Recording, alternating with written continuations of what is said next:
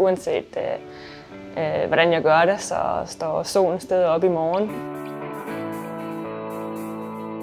Jeg tror, det bedste råd, jeg nogensinde har fået, det er at sænke skuldrene og bare have det sjovt. Selvom man er en virkelig dygtig håndboldspiller, så går alle igennem hårde perioder. På vores niveau er det jo selvfølgelig seriøst, men det skal også være sjovt. Det, man gerne vil opnå, det skal nok komme, hvis man bliver ved med at tro på sig selv. Jeg har og er også stadigvæk bange for nogle gange at fejle. Det var noget, jeg kæmpede meget med, da jeg var yngre. Det her med at ture og slippe håndbremsen og spille håndbold, ikke nødvendigvis tænke for meget over det. Man skal blive ved med at tro på sig selv, selvom man går igennem nogle svære perioder nogle gange, og man skal holde benene på jorden, når det også går godt. Det vigtigste råd, jeg vil give videre, er nok det, jeg selv har fået. Det er at huske at have det sjovt, når man er i det.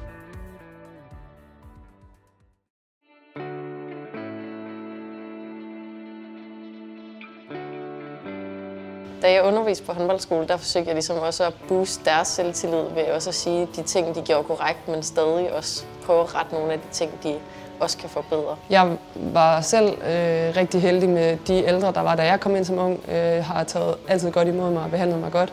Og det er selvfølgelig klart, at det vil jeg rigtig gerne give videre til dem, der kommer ind nu. Jamen, når jeg går hjem fra en træning med det hold, som jeg træner, så går jeg hjem med et smil på læben. Jeg kan virkelig mærke, at jeg har givet en masse til dem, og de giver virkelig også rigtig meget til mig. Jeg har helt sikkert fået råd, da jeg var yngre, som jeg kastede lidt væk, hvor jeg så har lært, da jeg blev ældre, at det er en ret god idé at lytte til de råd, der kommer fra dem, der er ældre.